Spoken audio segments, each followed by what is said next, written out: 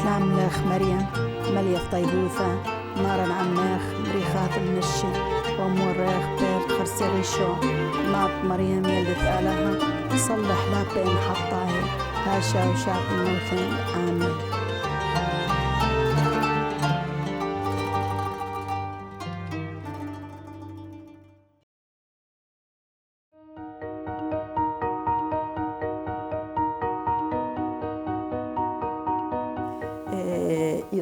Soy Maddalena Santoro, la hermana de don Andrea Santoro. Vivo aquí, en Roma. Siempre he vivido en Roma junto a mi familia.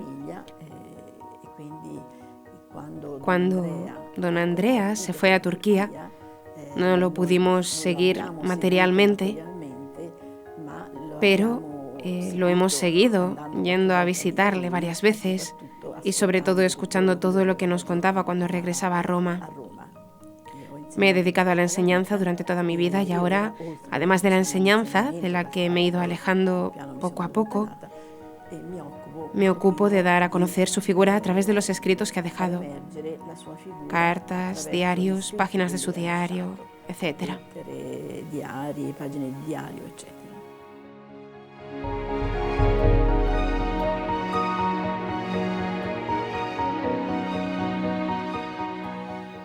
Don Andrea, a la edad de 12 años, cuando había terminado el segundo año de la escuela media, le dijo a mis padres que sentía esta llamada, esta vocación al sacerdocio. Claramente, como era de imaginar, mis padres le respondieron que al menos terminase los estudios de la escuela media. Pero él respondió, no, si no me dais permiso, me voy igual.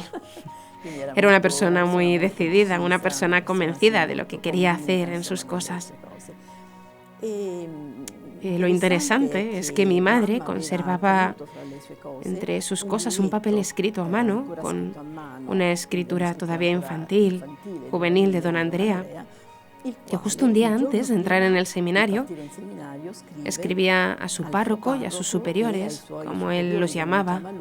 Quizá eran los que se ocupaban de los jóvenes en la parroquia o de los monaguillos.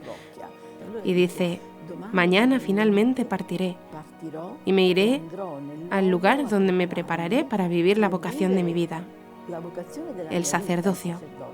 Entonces les da las gracias a todos, les pide disculpas por alguna cosa, pero es interesante el significado de estas pocas líneas. Son interesantes porque nos hacen comprender esta interioridad suya profunda, que me han hecho decir siempre desde el principio, cuando me preguntaban por él después de su muerte, me han hecho siempre decir, don Andrea era sacerdote hasta la médula de sus huesos.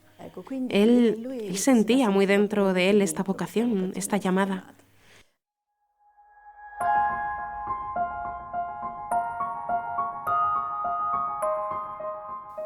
Yo creo que don Andrea, según dicen sus compañeros de seminario, tuvo desde siempre el deseo de ir de misiones. Tanto es así que Salvoidi, que era uno de sus compañeros y que siempre ha estado en zonas de misión, cuando se veían siempre le decía, yo a Andrea lo he hecho, pero tú siempre estás aquí, ¿no? No sé, yo creo que el Señor tenía claramente su proyecto, porque don Andrea, aun custodiando esta dimensión misionera dentro de sí, también en la parroquia y estas obras, en 1980 pide un periodo, exactamente al cardenal Poletti, vicario de Roma, un periodo de 6 meses para poder ir a Tierra Santa. Sentía este reclamo fortísimo para ir a donde había estado Jesús. Y allí, en Tierra Santa, claramente recorrió también las carreteras de Siria, Líbano, después Turquía, y se fue haciendo consciente del sacrificio de los apóstoles que quisieron seguir el encargo de Jesús. Id y anunciadme en todo el mundo. Ellos fueron a aquel mundo que estaba cerca de Palestina, salir y recorrer todos esos caminos, toda esa zona. Hoy, por desgracia, en guerra. No era una cosa fácil, pero se hacía a pie.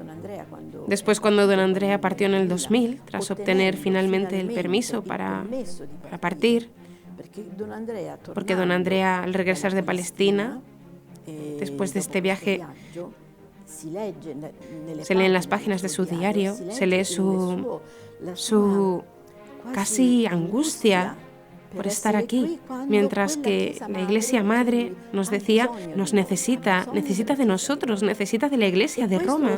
Y esto se encuentra en sus escritos, en sus cartas a sus superiores, todavía no publicadas, pero que pronto publicaremos. En las cartas a sus superiores, él dice claramente, sí, hay una apertura y hay una misión en África. Hay también una misión en los países lejanos del este, pero quizá no nos damos cuenta de lo necesario que es una misión en los países donde Jesús ha vivido, donde los apóstoles han anunciado el Evangelio y donde esta fe está como bajo las cenizas. Ha tenido que esconderse debido a las persecuciones. Ha tenido que esconderse porque todas las iglesias se han transformado en mezquitas, o si nos hacen el favor, entre comillas, las convierten en museos y por tanto se pueden visitar. Entonces tenemos todo este drama y él, antes incluso de haber partido para las misiones, organizaba peregrinaciones a estos lugares, muchísimas peregrinaciones. Y la gente, sus parroquianos, han crecido en la fe también haciendo estos viajes.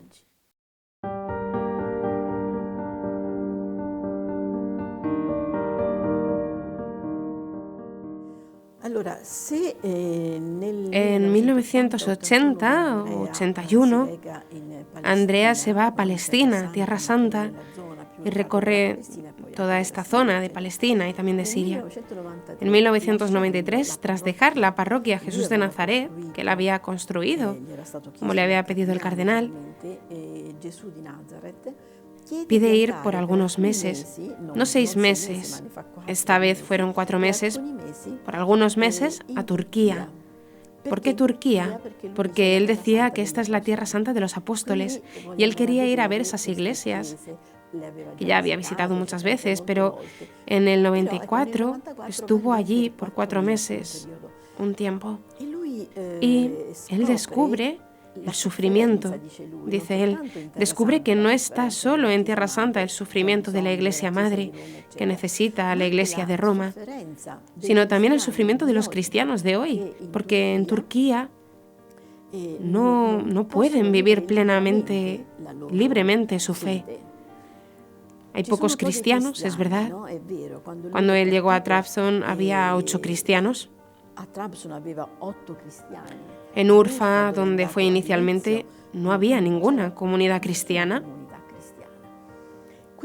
Pero él decía, no es verdad que no hay cristianos. Es que los cristianos no se pueden exponer porque es peligroso para ellos.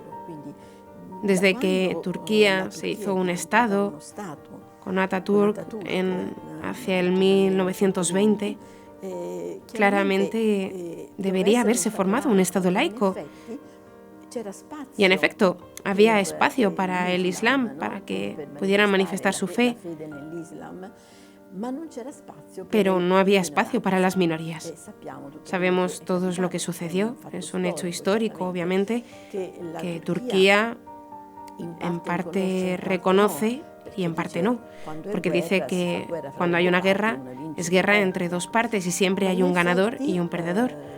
Pero de hecho, los ataques han sido siempre dirigidos a los griegos, dirigidos a los armenios y también a otras minorías, incluso no cristianas o católicas. Entonces, esta realidad, además de hacerle sufrir mucho, le hizo pensar que estar presente allí es de todos modos necesario. Ser una pequeña presencia, una pequeña luz, aún no pudiendo hacer nada. De hecho, en sus cartas de Turquía, que nos escribía desde el primer momento, nos decía, me preguntáis qué es lo que hago. ¿Qué hago? Nada. No excavo pozos, como se hace en África, no hago otras cosas. No, porque no se puede hacer nada, no se puede hacer nada, pero estoy. Es interesante cuando nos contaba que llevando peregrinos, él lo pedía, venid de peregrinación, venid, yo os acompaño, yo os acompaño. Y cuando les acompañaba a estas zonas, Allí les hacía conocer los restos, entre comillas, los pocos restos que quedaban, porque eran un signo, un pequeño signo, casi escondidos bajo las cenizas. Era muy interesante. Y luego decía, hoy es Domingo de Ramos. ¿Cómo lo hacemos? No podemos hacer procesiones, no está permitido, porque si algo se concede en Turquía, por más pequeño que sea el acto, se concede solo para ser llevado a cabo dentro de las pocas iglesias que existen. Y don Andrea en Urfa no tenía iglesias. Las iglesias eran mezquitas e incluso una la habían transformado en almacén. Él estuvo informándose de si era posible que esos templos fueran restituidos a la iglesia y que esas mezquitas se convirtieran otra vez en iglesias, pero no fue posible. En Trabzon estaba esta iglesia de Santa María donde el obispo lo manda, y la siguiente iglesia estaba a 350 kilómetros de distancia, en Samsun, en la costa del Mar Negro. Entonces en todo el Mar Negro había dos iglesias, pero a esta distancia la una de la otra.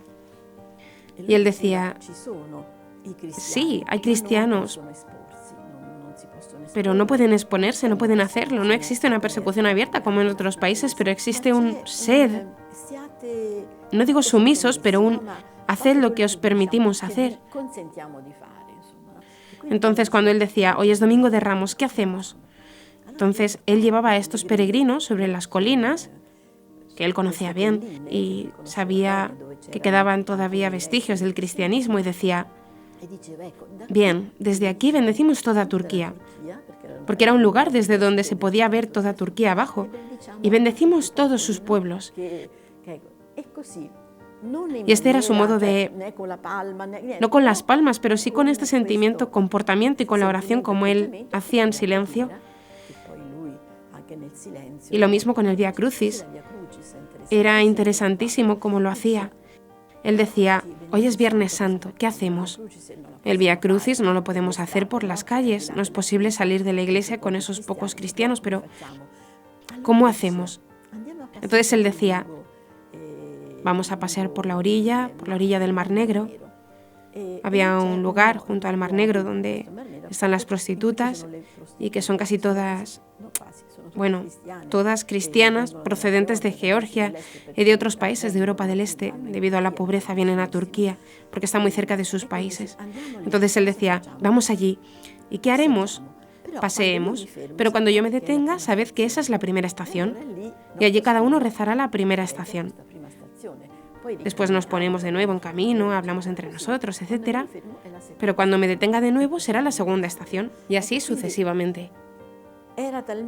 Entonces, hasta tal punto estaba encarnado en él este deseo de ser una presencia de Cristo, una pequeña luz. Decía, no podemos hacer nada, pues hagamos lo que se pueda hacer, lo que nos permitan hacer, pero es presencia. Él creía en esa eficacia de ser presencia. Decía además que el hecho de estar presentes allí era importante también para Europa. No el hecho de estar presentes allí por Europa, sino para nuestro propio ser presencia en Europa. O sea, estemos atentos, decía, porque nosotros corremos el riesgo de hacer desaparecer los símbolos, los signos, las manifestaciones religiosas, ¿no? Las hacemos desaparecer por un concepto de laicidad que después es laicismo, ¿no? Que es un no aquí, no aquí, no aquí, y después se da espacio a quién sabe qué cosas.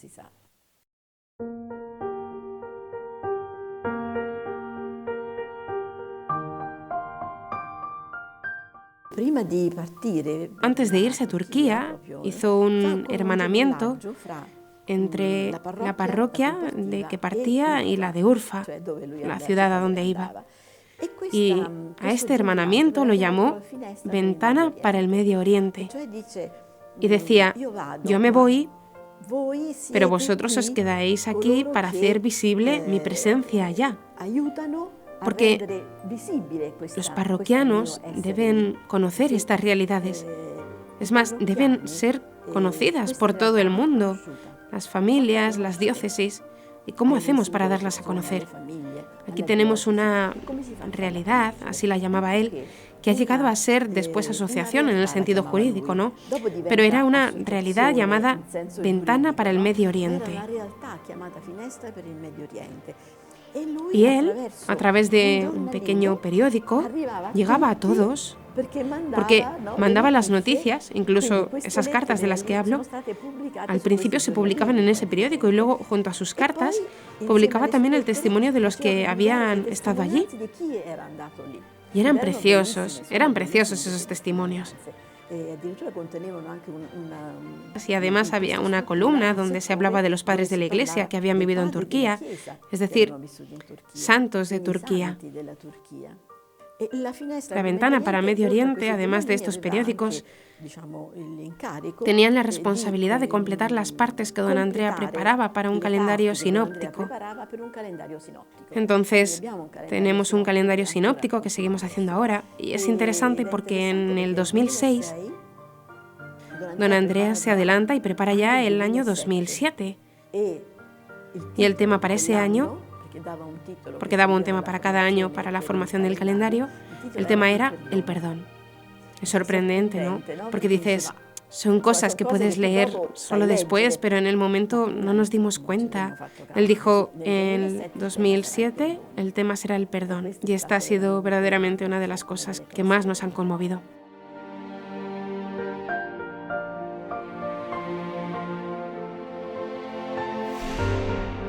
Don Andrea, el diálogo, lo consideraba como una relación en la vida diaria y cotidiana. Sí, se puede hablar, se debe hablar de diálogo a nivel cultural, a nivel intelectual, a nivel académico, claro que sí. Pero el diálogo, don Andrea lo ha vivido y se expresa realmente en la vida cotidiana. Las veces que fuimos, por ejemplo, cuando estuvimos allí en Turquía, después de su muerte, he regresado siempre 2 o 3 veces al año, con pequeños grupos, no grupos numerosos, esto nunca, máximo 12 personas. Con estos pequeños grupos, andando por allí, íbamos a la tiendita, que sería propiamente una frutería, y mirándonos nos decían, Padre Andrea, y nos mostraban el lugar donde él se sentaba, porque Andrea se sentaba allí en el negocio para hablar con estas personas. Era un joven matrimonio. Me presentó a su esposa y a su hijo, y nos contaban qué hacía don Andrea allí en la tienda. Así, don Andrea iba también a la barbería y hablaba con el barbero, y allí con el barbero pasaba tiempo hablando con otros hombres. Él se esforzó mucho para aprender el turco, porque es claro, ¿verdad? Como él decía, comenzar con 55 años no es fácil. Él decía que, cierto, había quien molestaba en su última carta, que es realmente como un testamento. Él decía, deseo comunicaros algunas briznas de hierba, algunas cosas buenas y otras, sin embargo, un poco menos buenas. Y entonces, como briznas de hierba, cuenta que en la iglesia de Santa María, en las iglesias, pocas o muchas, porque en Estambul hay muchas, pero en el resto del país hay poquísimas, puede abrirse un par de horas al día y pueden entrar a visitarlas. Los visitantes son musulmanes normalmente. Él se hacía el encontradizo allí y le pedían información, qué es esto, qué es aquello. Entonces él cuenta que ese día había un grupo de chicos y chicas que no entraron para molestar, señala. Esto quiere decir que muchos otros sí entraban para molestar. Pero estos eran respetuosos. Y al final una le preguntó, ¿tú por qué estás aquí? ¿Alguien te ha mandado? No, respondió él, estoy aquí por propia voluntad. No es que alguien me ha mandado por alguna cosa. Estoy aquí para estar, para ser vuestro amigo. También para mostraros cómo somos los cristianos, decía. Y esta chica le dijo, bueno, él añadió, y estoy aquí porque os quiero, permanezco aquí porque os quiero. Entonces la joven lo miró y le dijo, también nosotros te queremos. Y don Andrea termina diciendo, decirnos que nos queremos en una iglesia cristiana, un musulmán y un cristiano, es realmente muchísimo. Y además de las cosas de briznas de hierba, él cuenta las cosas que llama de la estepa. Y cuenta que unos días antes, mientras conducía, fue perseguido por otro coche con algunos jóvenes. Como para llegar a la iglesia hay unas escaleras y una pequeña plaza, ahí uno tiene que parar. Y ellos aprovecharon este espacio para bajar del coche y querían sacar a don Andrea de su coche. Pero alguien lo ha visto y ha llamado a la policía mientras. Estos jóvenes huían, se han escapado. Don Andrea nos dijo: no pude dormir por varias noches, pensando también en la violencia que muchas mujeres sufren. Tuve mucho miedo. El brazo me dolió por varios días y realmente no conseguía dormir. Pero él iba donde en Roma sería el administrador, aquel que administra el barrio, la zona, el jefe del barrio. Don Andrea con frecuencia iba a donde y le decía: los jóvenes se comportan así, pero los jóvenes son el espejo de los adultos. Por eso, si vosotros los ayudarais, porque yo les ayudo. Es decir, por ejemplo, cuando los jóvenes escupían por tierra junto a la iglesia, él les hacía reflexionar. Pero tú harías lo mismo junto a la mezquita, ¿no? Claro, porque es un lugar sagrado. Pues también este es un lugar sagrado para nosotros, es un lugar sagrado, como lo es la mezquita. Entonces lo que él quería decir es que por su parte en él había esta disposición de educar a los jóvenes. Don Andrea trataba de hablar y de hacer entender lo que sucedía, pero desde una mirada cotidiana.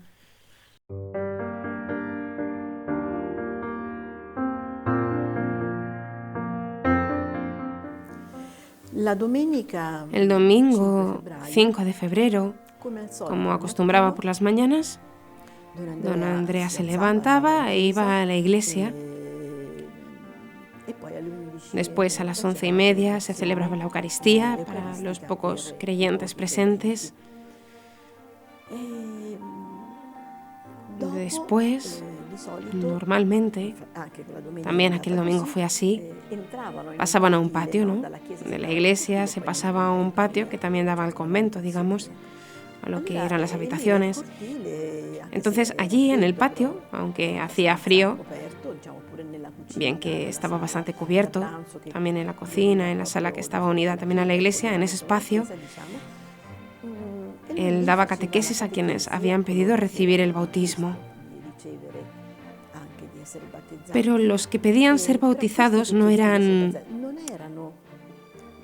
Había alguno que sí, pero no eran turcos en el sentido de origen musulmán. La mayoría eran de origen griego. Sus padres, abuelos y bisabuelos eran griegos que habían sido perseguidos y ellos se habían enterado después porque ellos eran ya la cuarta generación, esos que estaban allí con Andrea. Y lo descubrían realmente en la universidad, porque en casa ni se hablaba.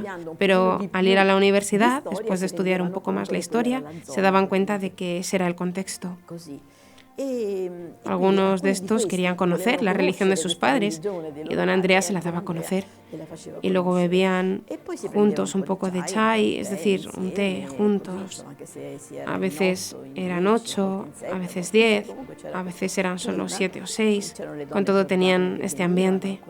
También participaban mujeres georgianas que venían, mujeres georgianas que llevaban algo para comer y cosas así. Y él preparaba siempre la pasta. Cuando terminaba este tiempo de convivencia y un poco de catequesis, muchos se iban porque tenían que trabajar, coger el autobús porque venían también de fuera de la ciudad.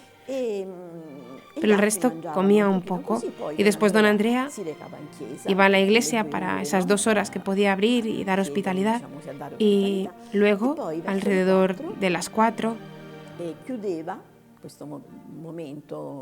concluía este encuentro dominical con una oración en turco, porque también las celebraciones eran en turco, con un momento de oración, y llamaba a los que quedaban.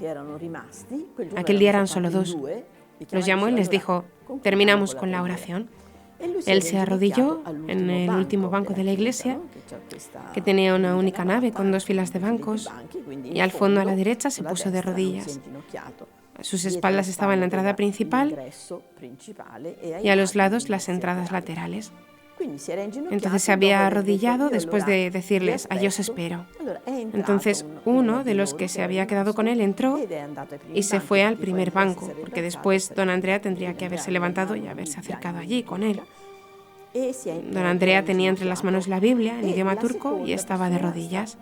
Y la segunda persona que estaba con él estaba entrando. En ese momento en que estaba entrando, vio por una ventana que había que alguien entraba por el lado derecho. Y vio que mientras entraba, llevaba una pistola en la mano y disparaba a don Andrea, que estaba allí arrodillado. Al principio la chica pensó que era una broma, algo que se hace para intimidarle, pero enseguida se dieron cuenta que, en efecto, en fin, fueron 2 disparos, pero mortal cada uno de ellos, porque le dispararon en los pulmones. Podemos decir que don Andrea murió derramando toda su sangre porque estaba dañando los pulmones, y uno de estos proyectiles golpeó la Biblia, que ahora está aquí en el seminario. La tiene el rector, y en la Biblia se puede ver perfectamente el agujero de esta bala.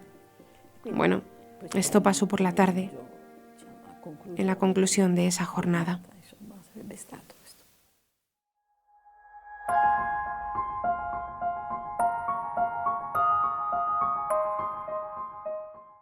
Yo creo que después de esta muerte, como decía al inicio, la gente se ha interesado bastante por su figura. Fue algo que nos sorprendió mucho a todos porque era algo inesperado, no nos lo esperábamos. Pero, ¿qué enseñanza nos ha dejado lo que ha pasado? Ciertamente Andrea, podemos decir que conservaba y nutría una fe grande, una fe inquebrantable. Entonces, lo que él nos ha dejado a todos, y todos lo dicen, los parroquianos han escrito cosas muy bonitas sobre él, es propiamente el hecho de arraigarnos plenamente en Cristo. Eso que dijo, yo estoy aquí para vivir en medio de estas personas, era algo que él hacía también aquí en Roma. Estaba aquí para transmitir a Jesucristo. Aquella frase de San Pablo, ya no soy yo quien vive, sino que es Cristo quien vive en mí. Porque verdaderamente un cristiano puede transformarse en Cristo. Este es el don del Espíritu. Todos lo tenemos en formas. Podemos decir mayores o menores, no lo sé, y según la tarea que el Señor nos haya confiado.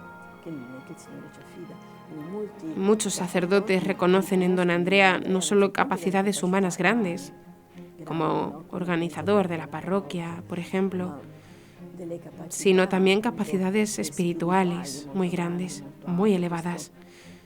Este enamoramiento por Jesús, este enamoramiento por la Escritura, este enamoramiento por la Iglesia, era verdaderamente grande. El cardenal Ravasi, en el prefacio del libro Una flor del desierto, que contiene las oraciones de don Andrea, escribe que todo es atravesado por el hilo de oro que es la Escritura. Hay párrafos enteros de la Escritura, no simplemente repetidos de memoria, sino que se percibe que la Escritura era ya carne de su carne. Y cuando él se expresaba con esos sentimientos que están presentes en los escritores sagrados.